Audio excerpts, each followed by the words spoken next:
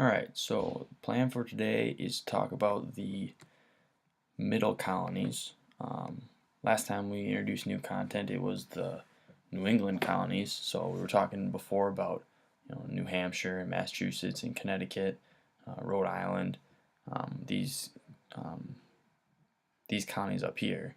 But now we're going to move our way south down the coast, south, and talk about the Middle Colonies, places like New York, Pennsylvania, New Jersey, and Delaware. So these counties here, New York, Pennsylvania, New Jersey, and Delaware. So these are the Middle Colonies that we're going to be talking about today. So the plan is to, kind of like last time, first talk about how the colonies were founded, how England came in control of these colonies and established these colonies, and then talk about what life was like in these colonies, just kind of like last time, like we did with the New England colonies.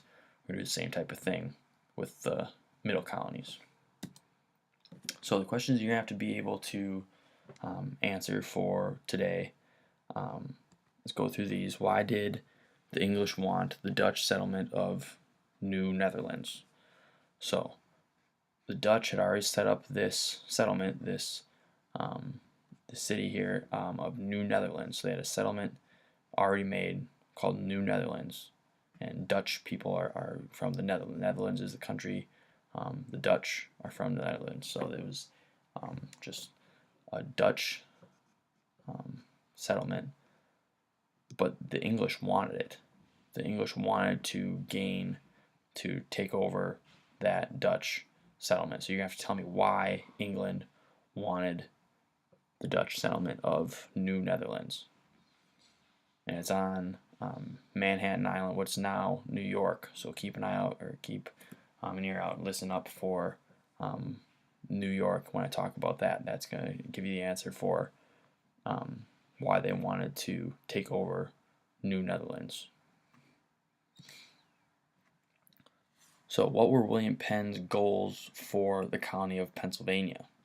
That's the next question. So William Penn was an Englishman, and you're going to have to tell me why this William Penn, what he wanted to do, what his goals were, what were his intentions, what were his ambitions, what did he want to do with the colony of Pennsylvania. So he had motivation to do something. He had reasons for setting up the colony of Pennsylvania. You'll have to tell me what those are. Next, why were the Middle Colonies called the breadbasket colonies? So the Middle Colonies, what we're talking about here today, they were called the breadbasket colonies. Why was that? Why were they called the breadbasket colonies? You've maybe heard the Midwest. Well, we live in the Midwest now, right? We live in the Midwest. We're in Iowa, which is known as the breadbasket of America. So why did they call the Middle Colonies the breadbasket colonies? It's a similar reason why we call the Midwest of the United States today the breadbasket of America. Why were these colonies called the breadbasket? We'll talk about that. And finally, what group of people settled in the Middle Colonies? So there's different groups of people, many from different countries. Keep an eye out, or keep an ear out. Listen up for when I talk about different countries, different groups of people settling in these Middle Colonies. So let's get right into it with how the Middle Colonies were founded. That's what we'll talk about first. So the main idea for this slide is that changes in England cause changes in North America. So if you remember, we're talking about English colonies now. So the country of England, or Great Britain, is almost entirely in control of the eastern coast of North America. Almost completely in control. But Charles II realizes that the only the colony of New Netherlands kept England from holding all of the Atlantic coast. So England at this point controls all of the Atlantic coast, all of what's now the east coast of the United States. It wasn't the United States then, this was an English colony, but England controlled all of the East Coast, except for this one settlement of New Netherlands, which is right here on Manhattan Island, which is where New York City is now. So what happened was that King Charles realized this. So King Charles in England sent his brother, James, Duke of York, to seize the Dutch colony. So this James is the Duke of York. So the Duke of York is his title. His name isn't James Duke. Duke isn't his last name. The Duke of York is his title. So it's his brother James, and he's the Duke of York. He's in charge of the territory of York in England. So Charles sends his brother to go take away New Netherlands from the Dutch.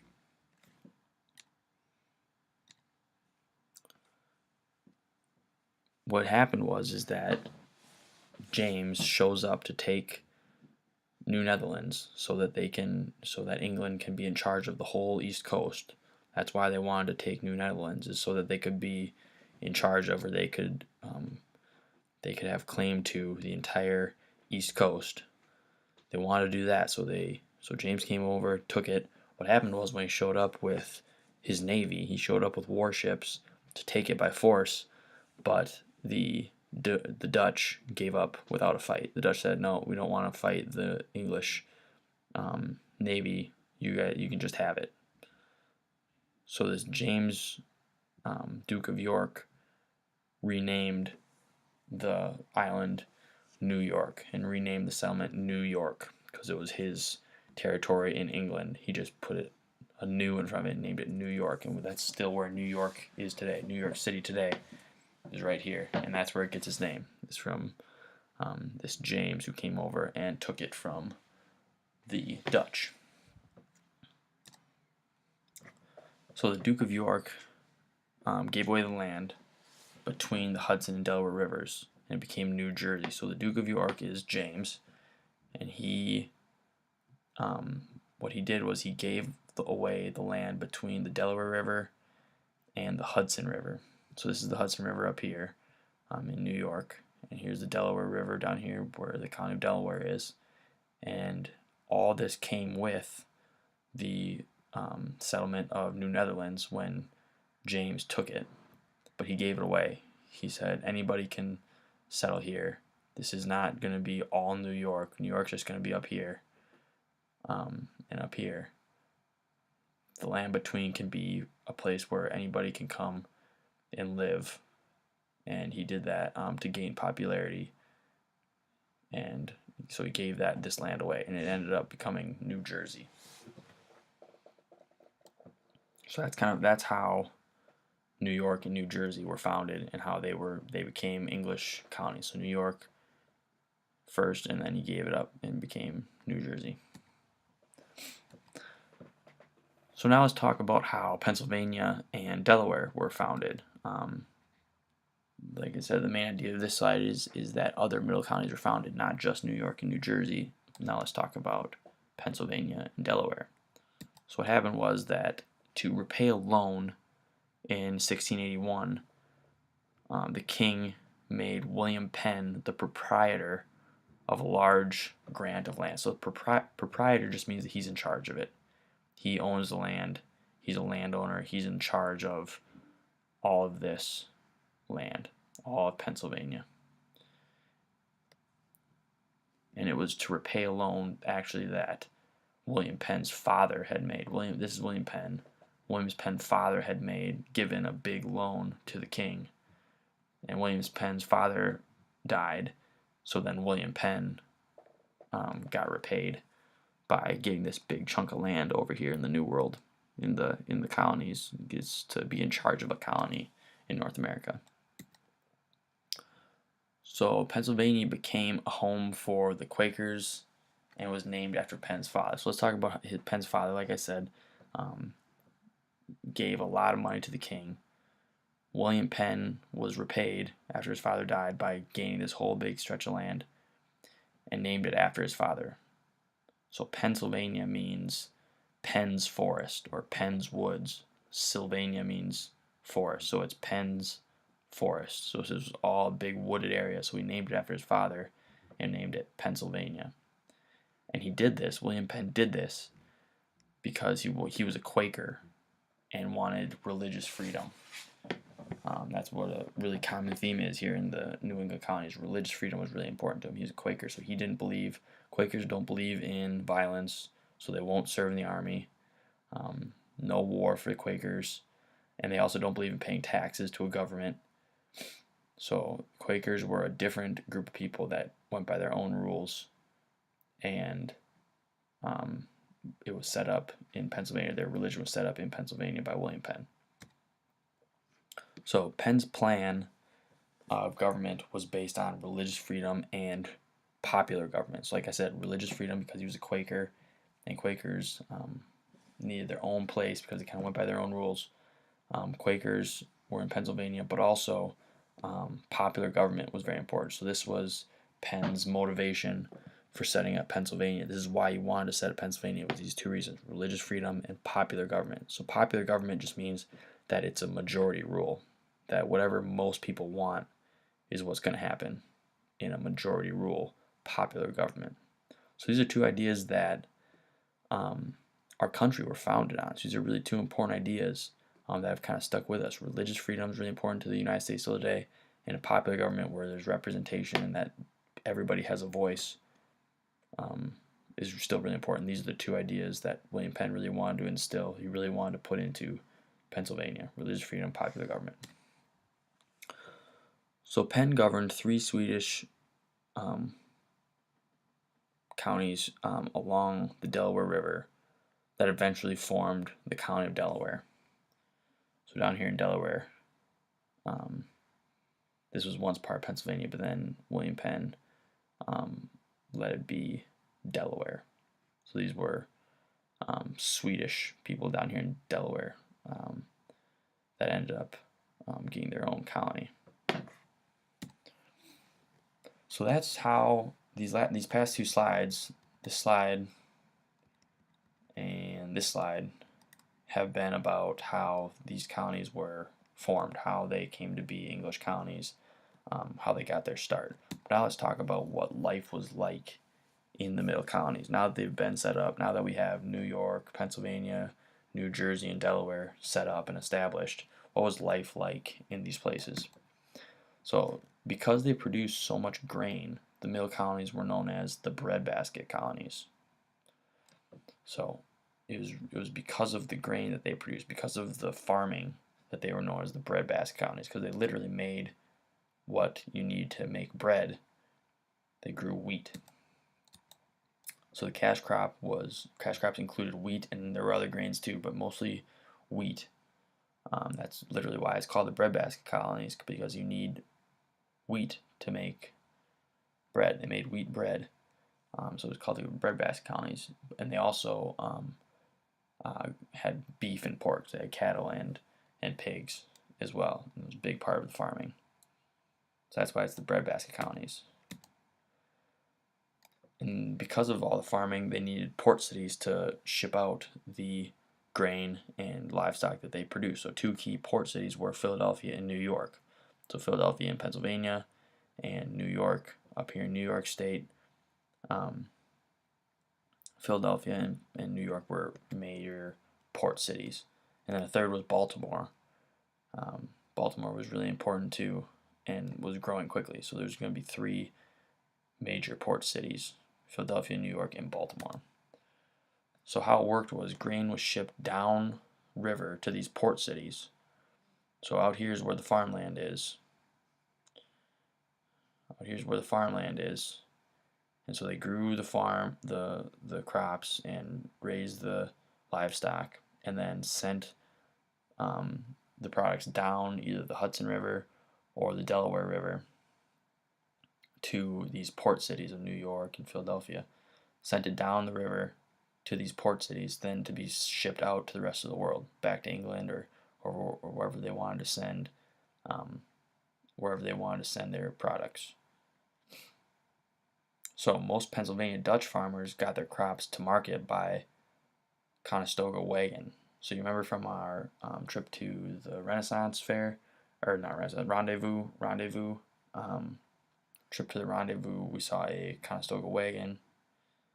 So that's what we saw there. And that was a replica of what a Conestoga wagon would be like. So they farmed, put their crops in a wagon, got it to the river, sent it down the river to either Philadelphia, New York, or Baltimore was also growing, and then they were shipped out to the rest of the world. So farming was really important. That's why it was called the breadbasket colonies, because the farming was so important, and they produced lots of food. So let's talk now about the people in the area. So the people in the Middle Colonies were more diverse in background than those in New England. So up in New England, it's mostly people from England that were looking for religious freedom. Most people up there were English people, but it was more diverse. There's a whole lot of different people in the Middle Colonies. So they came from many different national and cultural backgrounds, but they all lived under English rule. So even though they came from a whole bunch of different countries in the Middle Colonies, they still were under English rule because this was all English colonies. We're talking about the middle of the English colonies. It's all the English colonies. So everybody's under English rule, even if they're from a different country. So Dutch and Swedish settlers were located in New York and New Jersey and Delaware. So right on the coast there. New York, New Jersey, and Delaware, Dutch and Swedish people, and then Germans, French, Scottish, Welsh, and Scotch-Irish were also large groups of people. So this kind of answers the question of what kind of people were in the Middle Colonies. Lots of different nationalities, but remember they're all under British rule, even if they are a different nationality than English. You're under English rule if you're in these colonies, if you're going to live in these colonies. So most people belong to one of several Protestant denominations. There's a few people that belong to Roman Catholic or Jewish. So a denomination has to do with religion. So they were part of Protestant religions. You can see a map over here of the different religions. There's not very many Roman Catholic or Jewish. It's mostly these Protestant religions. You've maybe heard of Lutheran religion, Anglican religion. These are Presbyterian. These are Protestant churches. So that's what most people were. The German customs of barn raising, along with sheep shearing, corn husking, and butchering, were events that settlers often shared. So these types of things were things that just a few people couldn't do. You needed a whole group of people. So when people were out in farming, they got together to do these types of things. So barn raising is when you build a barn, the walls of the barn flat on the ground, and then you raise them up. You tip the walls up to create a structure. You need a lot of people to do that. So barn raising, shearing a whole herd of sheep or husking a whole field of corn wasn't things that just single people could do. So they needed the whole community to get together and do these things. So the community was really important in the Middle Colonies for agricultural means. So let's talk a little bit more about what life was like. Children in the Middle Colonies were educated by private tutors or private schools or charity schools. So it wasn't public education like in the Northeast colonies, the New England colonies. Remember, it was a public school system where everybody got to read. They brought a teacher. But in the Middle Colonies, it was private. If you could pay to go to school, you paid, and you could go get educated, or you could take up where you practice an apprenticeship, where you learn a trade, you learn a craft from somebody that already knows how to do it. So this is a boy who's learning a craft. It looks like shoemaking, learning how to do that from somebody who's already a professional shoemaker. So it's not like in the Northeast the New England colonies where it's public school. Here it's private, or you're apprenticed. So in the 1600s, the frontier of the Middle Colonies was the eastern foothills of the Appalachian Mountains.